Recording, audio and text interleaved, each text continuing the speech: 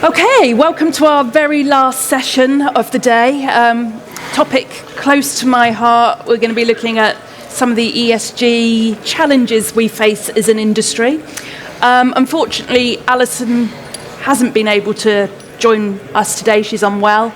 But we do have a fantastic panel. So I am going to get them each to introduce themselves and then we'll get into the questions. So Stephen, I'll come to you first. Thanks, Lisa. I'm Stephen Reilly. I am the TV and radio operations manager at BBC Scotland. And my remit is all our sort of technical craft staff and cameras, vision and audio, and our television studios and outside broadcast operations. Hi, I'm Lucy Lake. I'm the Director of People and Purpose at QTV. And I'm Amy Shaw, co-manager of BECTU Vision. BECTU Vision is the Scotland-based training arm of BECTU, the UK-wide union, and we support freelancers working in film and TV, from new entrants coming in, people transferring their skills, and then we also support existing crew to upskill in their different departments. And we run programmes from new entrants all the way up to producers. And we also run initiatives to support the workforce development and make workplaces fairer and greener. Great. So I'm going to ask quite an open question first for each of you to answer. And from your own personal view, what do you think some of the critical issues are that we're currently facing as an industry that we need to get right to ensure its future success? And Stephen, I'll come to you first. So that's a difficult question because there are lots, and I think many people would see that the commissioning isn't as active as it used to be. I think when we're in a TV studios business like we are, that can be a concern, looking at what that looks like in the next few years. So we definitely, BBC have been, commissioning arm have said they may not spend less on commissioning, but they might commission less but more impactful titles. So what does that mean? What mean for us? The move away from linear, so the trend away from linear, particularly for someone like the BBC, how does that impact us? How can we retain that audience loyalty when we move away from those sort of standard platforms, linear platforms? And did I have anything else? I might have had other things. How we stay relevant, how we create content. But what does that mean in terms of audience value? Are they valuing the content rather than the provider? So for a BBC point of view, how does watching a BBC produced programme retain that value to the BBC and not just that content title, which is a worry going forward? And AI. Oh, you've said the word that nobody else has said today. Well done. Lucy? I think for us it's very similar to what Stephen said, but on a much smaller scale as an independent business. Our most critical challenges are to try and stay agile. We learned from riding through COVID and actually managing to come out of that, even though our business just died in 48 hours, we came out of that stronger. But with the challenges in a current recession, where ultimately you're dealing with tightening budgets but rising overheads, and margins like that simply don't work. So you've always got to be able to be really, really agile about what it is that you're delivering, what model you can deliver for your clients, how you can offer them value in every sense whilst retaining our values as a company. I think at the moment, there's pressure on all sides. You want to be a high values company. We market ourselves quite highly, and I certainly do this quite a lot, to talk about QTV being a high values company and caring about people, always doing real living wage, creating partnerships with external providers, working with BECTU, all of this sort of stuff. This is the sort of thing that we really working with skills development to create pathways for anyone who's got barriers into the industry, all of this sort of stuff. We want to be that. We want to continue to be that. You have to have a thriving business. You can't just have a business even that just survives. You actually have to make sure it thrives. So those are the challenges, and agility within the business is pretty key to that. Yeah. Amy? Yeah, I think all of those things. I think it's a really challenging time with regards to commissioning, and from the respect of being a freelancer, it's really challenging because we're navigating a new existence as to how we've come through the COVID pandemic, and then we've come through the strikes, and now we're facing the cost of living and all the costs that are involved and all that, and the commissioning challenges. It's really tough to be a freelancer just now. So it's how do we create an environment where you can sustain yourself as a freelancer in our industry, but also how can we do that well? How can we make sure that people are well looked after, that they have the opportunity to live a fulfilling life alongside being a freelancer as well, and don't have to sacrifice one for the other? So I think that's another challenge that we have at the moment is we make content, but there's so many pressures from so many different sides that we've talked about and have been outlined here that quite often then lands on the freelancer as well, and they shoulder the burden of what's happening above with regards to the costing and the commissioning challenges and all those things as well. And it's how do we protect them and help them keep a career. Yeah, absolutely. And I think one of the things we see within this industry is trying to keep that skilled workforce, keeping those people already here in and attracting new talent. But there's this certainly out there about work-life balance. It's a crazy industry to be in. What can we do to try and smooth the path and make our industry more attractive when it comes to work-life and balance? Amy, I'm going to come to you on that one first. Yeah, the work-life balance is one that's been talked about for so long, really, I think. And I think as time goes on, it just becomes more and more heightened. We've got a whole different way of working now. It used to be that we were very much on short-term contracts and we could work for 6 or 8 or 12 weeks and then we'd have a break and then we'd come back and do another contract. With the advent of high-end TV, it's changed everything. Now our crew are working contracts that are 6, 7, 8, 9 months long, and they're still working the same hours that were expected of them before, and that's a huge challenge, I think. So there's different things that we can do around it. We can work around flexible working. We can encourage people in productions to think about flexible working, whatever that may be. One of the slight silver linings to COVID was that people did work flexibly and did work from home, and people were much more accommodating of what was needed from their crew, and they could work around things because we had to. That's carried on through, but we are seeing it moving away a little bit now. So continuing that focus on how can we make things different for people that maybe need to work from home, work reduced hours. Job sharing is another great way of doing it. So the flexible working side of things is really important, but I think we also just have to look at really the hours. We just have to start looking at them and how do we make these hours shorter for our crew? How can we work on shorter working hours productions? And that's something that we at BECTU Vision have done for the last year. We've done a research project into shorter working hours, and we've done retrospective budgets and schedules onto scripted productions to see how much more it would cost and how much longer it would take. And we've now taken those findings to commissioners and broadcasters to say, this is what our findings are. How do we take this to a pilot and show that it can work? Because the cost is not proving to be prohibitive. So I think there's an opportunity there. But it requires a huge push. It's changing a whole world, a whole ethos of the way that we've worked for so very long. That it's one that requires an awful lot of effort to kind of encourage production companies and broadcasters to look at it differently and think about different ways of working, but they really have to, because they have to acknowledge the fact that the way we're working is now is broken. It's completely broken for our freelancers. And hopefully this time next year we'll be able to sit here with some case studies to talk about. Yes, absolutely. Well. Manifesting hard and that. That will come into fruition.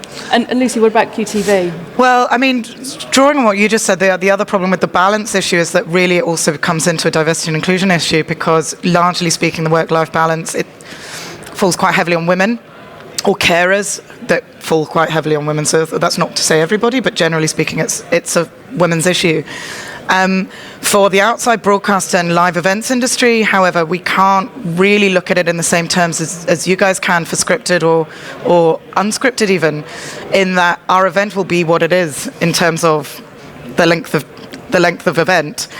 What we can, however, do, and I think what we have done, is go slightly further deeper down into the managing of expectations of those coming through the ranks. So our problems and our lack of diversity and our work-life balance are slightly different to yours, in that actually it's an understanding of, well, we're going to need you weekends because it's sport. We're going to need you evenings because it's sport.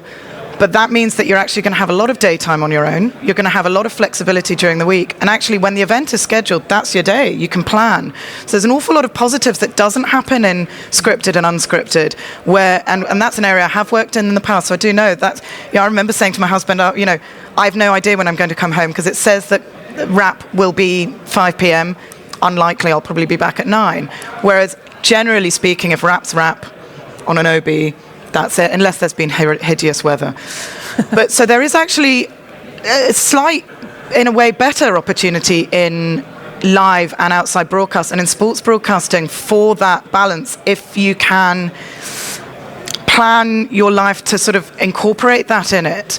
And that's so when we're talking to colleges and students and things like that, we're saying, please expect long, intense hours. For live and for OB, there will never be a relaxed football game. You won't be relaxed. It's live. It's intense, right? But actually, at that point, you can, once it's off, it's done, you can actually walk out the door and switch off. So that's when you can have your relaxation. So that's when it's done. Also, with the childcare system, the way it is, which is essentially broken and totally unaffordable, you can look at it as a really good industry for families that want to start, because actually you can work on the weekends and actually you can work in the evenings. So theoretically, you could make it work for yourself.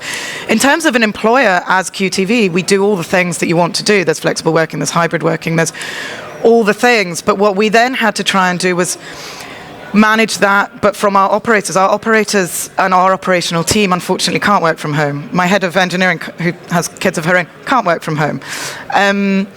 But what we can do is offer different types of contract. You've got that slight different level of, okay, how flexible do we need you to be? If we need you to be extremely flexible, here's the bonuses of this type of contract.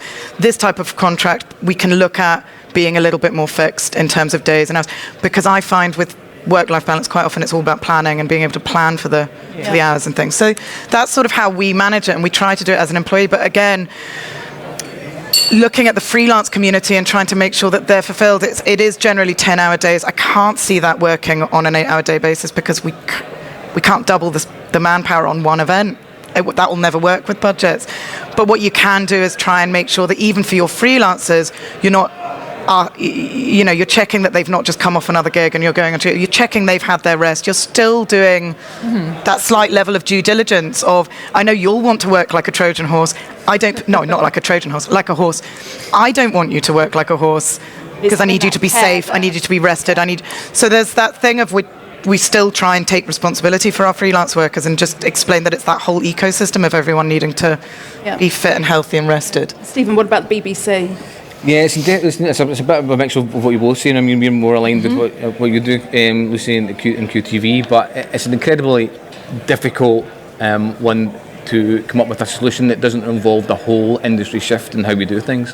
Having worked, in an operational role for over 20 years, I'm very aware of the challenges that working in the industry presents. A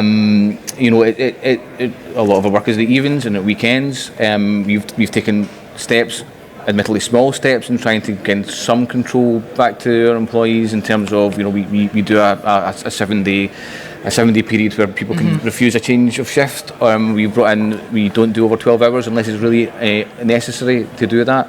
And these are small steps. And our requirements from production are constantly changing. New things pop up, things disappear, schedules changing, and it's that thing about your ability to plan. And I don't deny for a minute that it's very difficult for people in this industry to plan a home life around work. So there are small steps we're doing, but unless we get an industry shift in how things are paid for, and for example, we would do a 12-hour on a football, but actually. Would there be a budget to do a rig day on the day before and then do a shorter day on site on match day? That kind of thing, then you start to see a reduction in daily hours. And the other thing that we do is long studio runs, so we could have a 2-week run. And there's a reliance in the industry, and I think this is probably industry-wide, of a reliance on the individual. So if a production will say, I want that camera operator to work for me for the whole thing, but actually that camera operator needs to take his kids to the dentist next week, so can he have the afternoon off? And quite often the answer is, I need the same person for the full run. And you don't. And part of what I'm trying to do is to move away from that and give a continuity of service rather than a continuity of individual, to allow that flexibility to move things around.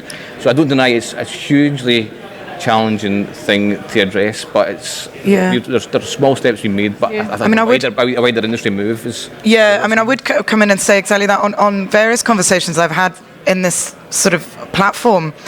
The wrong people are here, in a sense, because it will always come down to the commissioners, to in our sense, the sports governing bodies or the broadcaster or whoever is dealing with the actual end budget. And that's when you have to train your leadership team or whoever's going to have the conversation with the person up high, is challenge them, making sure that you're saying, okay, but you yourself have ESG written all over your website, you have goals, you have all of this. But right now, what you've just decided on squeezing that budget for this has legitimately just made it so that there's absolutely by squeezing that budget, for example, we've lost a week of being able to recruit that role diversely. You're having to use your little black book of you're having to squeeze a rig day into the same. You're having to do, you yourself as a commissioner, sports governing body, broadcaster, have actually just gone against your own things. And getting enough people to have that conversation up there, saying that and challenging them with that, is pretty much what needs to happen on these platforms. Because I think everyone here, and especially in Scotland, is all quite aligned with the desire to make things better and to find ways of working. I'm certainly finding the conversations are very open. We've got a phenomenal freelance community who we work with, and I think value the fact that we want to communicate with them and get them to understand our challenges, so that whole, as I said, that whole ecosystem works, so that if we thrive, they thrive.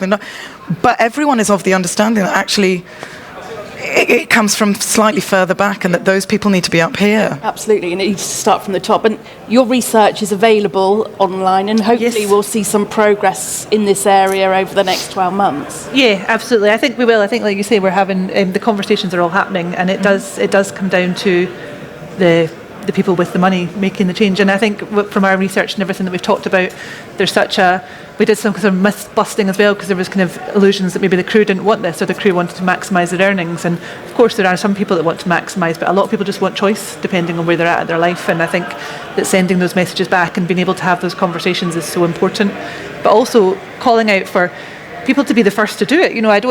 One thing that perplexes me is that people are so keen, production companies and broadcasters and commissioners and streamers are so keen to be leaders in so many ways, yet nobody is being the first to kind of take this step and do it. And particularly in Scotland, where we have so much publicly funded activity going on, and we do work under the Fair Work framework, and Scottish Government are funding a lot of the stuff that's happening, but what we are doing is not fair work, as you were just saying. So there really has to be some accountability for that as well. Most definitely. Let's take the conversation on to skills. So our industry is clearly changing at a rate of knots. What do you see as the current skills gaps? What can we do about those skills gaps? And how can we attract that new talent into our industry? Lucy, maybe I'll come to you first on that one. I mean, for us, it's pretty specific. It does adjust. Like, I'm pretty keen as an employer to ensure that we are aware of the current skills shortage. It does change year on year, and especially with work not being quite as it was, you don't want to flood the market with a bunch of camera operators necessarily, or let's say directors, when you don't necessarily need them. So for us at the moment, it's very much on the tech side. Replay operators, there aren't enough of. VT ops, engineers always, broadcast guarantees engineers, vision engineers, audio engineers, all of that sort of stuff. And those who have specific, or not specific, the opposite actually, a multi-skilled understanding of innovative cloud-based IP solution stuff. We are finding that that's quite difficult at the moment, because technology is, as you will have heard today, accelerating at the rate of knots. It's useless if the people aren't there to be able to actually, even with AI, it's useless if no one savvy understands how to actually best utilize it. AI is still rubbish in the wrong hands. You've got to actually make it work. So, and the other thing is the skills shortage in the form of actually with women in the industry, with people of colour in the industry, all of this. So it's not just a skills shortage, it's where are the skills shortages, with a view of making outside broadcast a little bit more diverse, because outside broadcast being very heavily reliant on sport also means that you've got sport and you've actually got STEM in a lot of these roles, which makes it very male and very white, and that's just the way it is. We're looking very much at the traineeships that we create or curate and have worked with, certainly BBC Studio Works and Screen Scotland funds, and we do all of that, and that's just to make sure that every year it's actually slightly tweaked and changed depending on the skills shortage for that time. And the training you offer is very hands-on. It is entirely hands-on. So where this was designed was with the frustration that actually outside broadcast isn't, or the roles within outside broadcast are not discussed at college level, university level very often. Editing, directing, David Attenborough stuff is discussed, and then they come out and realise that there's an entire bread and butter industry that actually is really rather resilient against a lot of the financial issues in the world, which is sport and it's outside broadcast. And so we then realized that when they were coming to us straight from just a learning background, having not discussed this, that we were having to teach them really from scratch. So we devised a sort of placement. It's more of a placement than a traineeship, in that if they have already got demonstrable sort of experience within college or school or anything of wanting that more technical focus of whether that is multi-camera operating, multi-camera directing, replay operating, engineering, anything to do with that sort of thing, they can live with us essentially for 10 months or a year. And very, very quickly they're operational. So you've got that thing of that by the end of it, they're freelance ready because they've been working and they've been operational, they've been able to do. The number of times I've heard people say, well, I wouldn't hire that person because they've not got hands-on experience. And then the catch-22 of, but I won't give them hands-on experience. So actual placements seem to be the only way to do that. And we're in a lucky position, QTV, in that we do enough of a tiered level of type of sport, from live streaming all the way to tier 1 sports, that allows us to actually be able to give people operational skills. I do appreciate it's very difficult if you're doing a Champions League final to put a trainee on a camera. Like that's not what you can do, but we can when it's a 3-camera live stream of this, and then they can move up to SPFL, and then they can do that. So we've got what we've got, and then we've worked a placement or traineeship around that and been able to sort of create that. But we're still only one company, and I'm talking far too much now, but the biggest problem actually we have is the fact that we still really, really need these people who are coming to us to get a wider variety of work, and that at the moment isn't quite happening in Scotland. So then you really want to create the partnerships with the giants in the industry like IMG, EMG, NEP, Gravity, all of them, so that, and Sky Sports up here for their game once a week, to actually go on a big game, go do this, go get that experience, go do that, and then you'll be freelance ready and ready for the big stuff. And that's where I'm sort of struggling with a bit. BBC Scotland's always hurt. Interesting. But what about the BBC in terms of... Yeah, I mean, echo what Lucy's highlighted, and, I did a recruitment drive for a vision supervisor, and the quality of the external applicants, it was really poor. So luckily we have some internal staff members that have worked their way up in that department. But if you go looking for a vision engineer or a vision supervisor, you're going to turn up a lot of blanks. We've got an apprenticeship scheme that we run, and we found that really useful in a couple of ways. Like you say, the diversity in the industry as a whole isn't great, and we found that's a really good way to get younger, more diverse people into the industry. It's hands-on. The sort of catch-22 of you can't do it till you do it, and you don't do it, you can't do it because you don't do it, is we've tried to resolve that by, for one example is running out extra cameras at football matches, training cameras. So we identified a need for the lack of camera 2 and 3 operator matches at football matches, which are the close personality shots, replay cameras, and we've been running out some training cameras from them, and that has provided that now people have done that, are now operational, and are now requested for by productions. So it's just trying to find those ways of giving people the hands-on, and then they can get the hands-on to then go and do the job, because that catch-22 is always difficult. And I'd say vision mixing, vision directing, that's hardest to do that with. You find that, right? Yeah, exactly. And you must as well. And and it's building up that level of trust with the individual who's coming through, with the production team who are willing to take that chance on that person, and we try and build those relationships up in the background as well with it, so that when we go to a production to see we've got a really good prospect here that has done all this training, now is the time to give that person a chance, and that's where we try and get some success of coming through. And our apprenticeship scheme is 18 months. Our previous apprenticeships are now with us as technical operators. Now they all have a primary skill, and I suppose that's the other thing, is the skill set is, and it has been looked down upon as being multi-skilled, but actually multi-skilled is much more valuable. I like multi-skilled to be looked up on. If you're a really good camera operator and a really great racks engineer, that's great. So and you don't, and I don't want to shut that off, because now we're seeing people who've been in the industry for a while try to diversify their skills, and they're trying to do that from a base of historically having a primary skill. So I'd like to see more of that going forward as well. And Amy, keen to get your view on this, the whole skills gap. Yeah, I think on the kind of scripted and unscripted side of things, I wouldn't ever want to say that we could kind of identify any particular one skill that we think is missing. There's always, like you were kind of saying, it kind of ebbs and flows, and sometimes you think, well, like a couple of years ago, we didn't have a lot of new script supervisors coming through, so there was initiatives run to support people coming into that, but now there's a big pool of talent there, so about that flooding the market.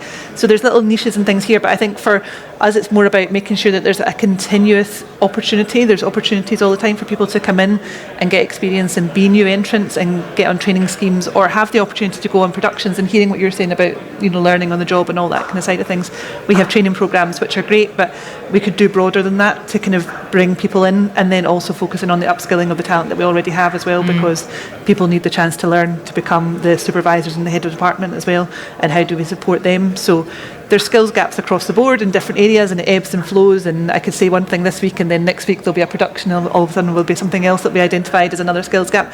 I think if we can look more at the infrastructure of how people come into the industry and get more access to coming into the industry equally, and then we have more investment in upskilling the mid-level crew.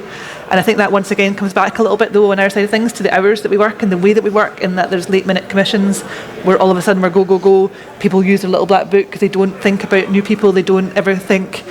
And we hear about it all the time when someone's like, oh, I just phoned them because I know them. And it's like, well, are they great? And they're like, well, they're all right. And it's like, well, but there's a whole pool of talent here that are so desperate for a shot, but just because you've not come across them at one point, they're not getting that opportunity. How do we open access? How do we make it fairer? And then how do we invest in upskilling people and giving people time to upskill? Because that on-the-job training, it's squeezed in all the time here and there. And we need to change the way that works. And what we're focusing on at BECTU Vision this year and trying to ingrain is giving time to training, stop asking people to train and upskill on a Saturday. Our courses so often have to run on a Saturday because the crew say, well, we can't come because we're working. Why should you have to give up your Saturday when in every other sector you get trained on the job? You get time given at work to upskill for the job that you are doing and you're being paid to do and the company needs you to do.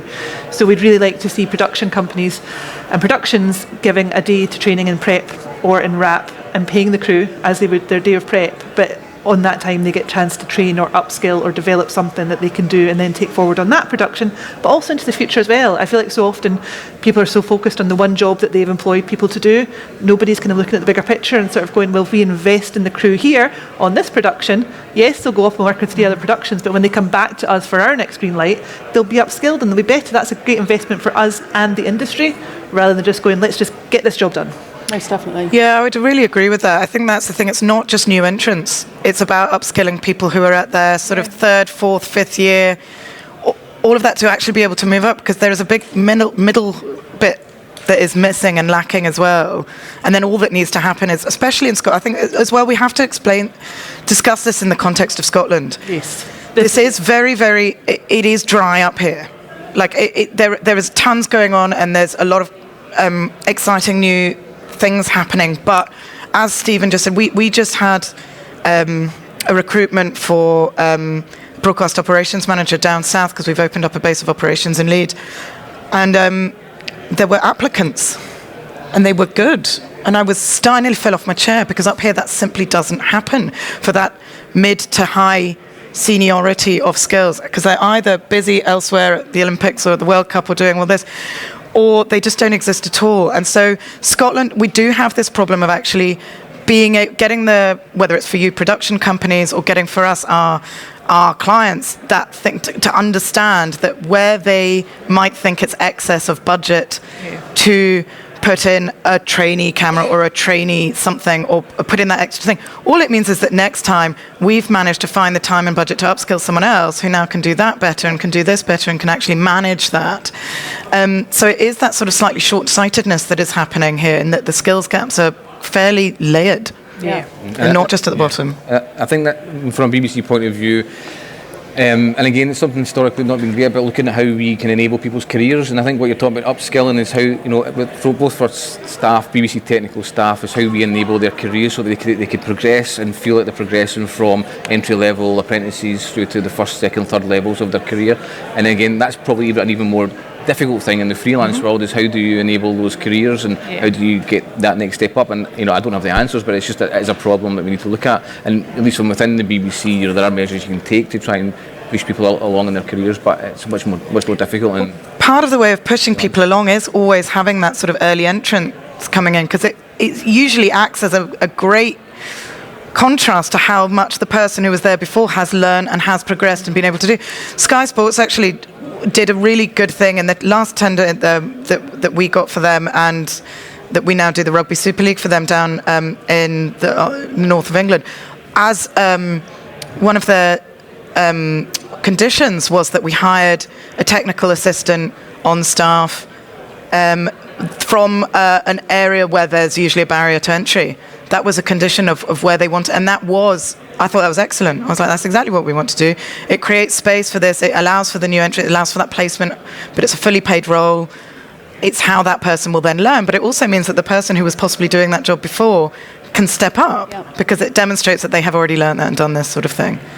Okay, let's have a look at some of the kind of environmental green issues that are affecting the industry. And we've got targets to reach when it comes to net zero and carbon. How is that having an impact here in Scotland on some of your organisations? Let's look at the BBC first. So our productions are very focused on getting Albert certification, so there's a minimum standard you need to set, but some are now looking to go beyond what that is as well. So there are, for example, diesel generators are an issue across the industry. We still use them even though it's biodiesel. There are electrical standards brought in that have prevented us from using venue power, which we have now overcome by developing some devices that we can use to do that. So it's just finding those ways that you can make a difference, in a small way to make a difference. Our pool car fleet is now EV, and that's not a straightforward, let's swap out our cars. With that becomes logistical challenges, so that now becomes part of the planning of an OB, is that, okay, we're going to Inverness and we've got 6 EVs going up there. Where do you charge the cars? Where do you charge the cars? So you have to develop new on-site charging facilities. You have to schedule in time for breaks so that they can be charged. You have to book in overnight charging if you need to do that. So it's small steps, but it's just a change in how you do things, and it has to become part of what we do. And when we have to lead the way, we're not there yet. I don't think that is. We're at the first stages of it, and how we do live events in an economically, environmental friendly way is still a challenge, but we are making steps. We're all on a journey. On the way. Yeah, definitely. And yeah, I mean, it's driving innovation in the industry. It is an exciting place to be, to watch different industries. Watching the construction industry, what are they doing in terms of developing enormous EV trucks, is perhaps how you turn your tender trucks or your outside broadcast trucks EV. At the moment, though, there is a tax up here on it in Scotland, in the sense that our infrastructure is rubbish, I'm afraid to say, outside of the big cities. Yeah. They're not reliable. I have an electric car. Our family runs on electric cars. I have been all over Scotland with it. Most are broken. So you turn up, there is an app to tell you if it's broken or not, but that's not particularly helpful if you're actually looking at the production management team, who are stretched enough as it is, now having to plan in charging time where that might be broken, because there is no what do you do then? You can't just magically charge a car. That doesn't happen. So there are barriers to it that are worse for more rural locations, that are worse up here. The infrastructure down south does seem to be better. Even if you're looking at biodiesel, most filling stations down south have biodiesel, and if we want our truck to run on a particular type of biodiesel, there's Eurocentral, and that's it. That's the only place we could fill it up in Scotland. So you've got the problem with, if you've got our broadcasters or our commissioners or our clients down south, in putting that as a condition for work, we've had to actually make the point that is essentially ostracising the Scottish from winning that tender.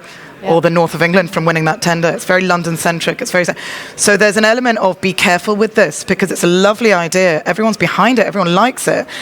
But even that thing of right first. Well, yeah, and even that thing of, we want you to come down for a meeting, but we want to make sure that you're green about it. And you're like, okay, but for us that means taking a train, which means we have to be on that train at 6 a.m. That train is 4.5 hours long, and the trains are really unreliable. So unless I'm driving 8 hours to London in my EV, I have to take a flight, and I don't want to get penalised for that as a company. Yeah. And that's what everyone does have to be slightly careful of, about the fact that the regions have very, very different needs to the southeast and to London and to where a lot of these places are based, and a lot of the commissioners are based, with Channel 4, Channel 5. I know that they also put these certain conditions for their Albert sustainability certificates. We also are. We try and be Albert sustained. We try and get our certificates for everything as well. On the exciting side, in terms of innovation, the way we actually model most of our production in terms of remote production and how we do things is driven by sustainability and has reduced the carbon footprint on outside broadcast and live events, because we've built a studio fairly sustainably so that people can do it here remotely, and it does breed innovation, doesn't it? It's an exciting one, and it makes you think, and it makes you think very cleverly. It makes you relevant. It makes you because we've got our large outside broadcast unit, but we're just about to bring online a smaller modular type of unit, which is large wheelbase transit vans. They're Euro 6, so they're Reilly Z compatible. And I suppose the thinking behind that is you've got those units. Then, if the technology develops in the next couple of years for those size of vehicles to move electrics, then you've got the option to do that. With larger vehicles, you're really waiting on hydrogen coming online or something along those lines to do that. So it's about just thinking about, but not just what's happening now, but what's going to happen 2, 3, 4, 5 years down the line, and how you're best placed to solve those problems. Absolutely. And Amy, over to you on the sustainability topic.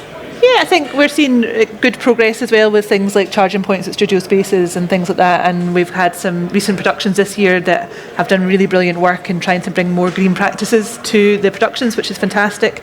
There's now sustainability coordinators. There's a couple in Scotland. Wales has run a brilliant programme about bringing up and training sustainability coordinators and getting them out onto sets. So I think there's a lot of really good work being done there that will bring people in. And we also have Albert as well for all our productions. So that's all really positive and happening. The infrastructure is so important. We can only take it so far without the infrastructure. But we also, not to keep going full circle on this, but one of the challenges that we face is that in the way that we work with the late commissioning and scripts changing all the time and intense pressures on our crews, there's not a lot of space to think about green practice. It's not the number one. The number one priority is getting the production made in the quickest, most cost-efficient way possible. And so that's another challenge, and another thing that I think shorter working hours and changing the way that we do things from the very point of commission would really have an impact on, because we could have space to think about things and we would have more time to be able to kind of look at our practice and how we could do better. At the moment, there's not a whole lot of scope in there to do more than what we're doing right now. So interesting challenges. And Stuart, we've talked about technology and the pace of change. How is that impacting traditional broadcast workflows? Well, there's a few that you said you're probably more heavily into remote production than we are, but we've started looking at those options now, and we've been piloting some remote production earlier in the year that we'll bring hopefully online later this year. But that the technology exists to do that. It's dependent on infrastructure, like you say, what the connectivity is like at the venues that we go to. We did some test basketball streaming event, actually on BBC Scotland channel in April and May, which went really well, but that was purely dependent because that particular venue had great connectivity. Now, we could do that at lots of venues, but traditionally you go to venues and it's a real nightmare to get decent connectivity, so you have to resort back to your full on-site production model again. So there's that infrastructure thing. Other technology, we're seeing a lot of visual content now, so thing that used to be audio only content is now visualized content. So we're looking at how we use new technology from some of the exhibitors here in a more portable, deployable way, so that we can offer a competitive way of covering these things. They're not traditional television programmes, they're probably upscaled radio programmes that go on for streaming or iPlayer, and some of these are television programmes, they have a slot on a channel. So that's where we're seeing there is, we're using cloud to do graphics and things like that now, so we don't have graphics engines on site. We would do that on the cloud. We're starting to do that. And IP is still a big thing for us to get our unit sizes down smaller, so that we can fit what we used to do in big vans into smaller vans. And things like that. So, but again, it's that whole infrastructure, isn't it? We had this great initiative from Glasgow Chamber of Commerce called the Step Up to Net Zero. And they essentially funded a sustainability coordinator, to come and live with us for 4 months. And then we ended up finding them so useful for future business and for everything we did. We kept them on. But one of the things that allowed me to do was have a conversation with Glasgow Chamber of Commerce, and when they say what can happen, and one of my biggest points was, well, it's for the government and for, in my case, Sports Scotland to, for example, just make sure that any new venue built or even any existing venue has broadcast in this remote production sense thought about first, so that there's the connectivity. Because without that you genuinely can't do it. Anything, this new innovative technology in doing everything in the cloud or 5G or anything like that, it's all absolutely doable. But ultimately, you still need to be able to get pictures from a venue to your studio with very, very little latency. Yep. And so the only way to do that is with the right fiber or the right, cloud, the right connectivity. So, but that shouldn't be on us to have to do. But if we point it out to someone whose job it is when they're building these venues, or when they're thinking about venues, or if they're wanting to decide how to make a sports venue a little bit more profitable, there you go. Make it a venue that you can actually do that stuff with. And then that shouldn't be us. That kind of should be Scotland, and then you've absolutely done it. And Amy, finally to you, any views on the pace of technology and what professionals should be focusing on right now? Oh, so many bits. But I think every department has their own benefits, their own little bits of technology that are evolving. And I think that's one of the amazing things that we have, though, with our crews, is that they are very tech savvy and aware of what's happening, and are keeping a pace of what's happening and what technology has been brought on board and stuff like that. So I think we're such a fast-footed, quick industry, in the way that we do things. We're very responsive, and I think as new equipment and technology comes through, the crews, as long as they're getting the opportunity in Scotland to work with those pieces of equipment, and the productions that are coming are of a big enough scale that allow us to have those new technologies on board and get an opportunity to learn from them. I think that's how we're doing it at the moment. But I think what you pick up, we see it. I think for us, we have to be agile. We have to be able to react to the demands of what's coming. We might not necessarily know what's coming next, but the demands of productions, what they're looking for, be scalable, be sellable, be competitive, and whatever technology we used, make that happen. I think it just be interested, show an interest in what's happening.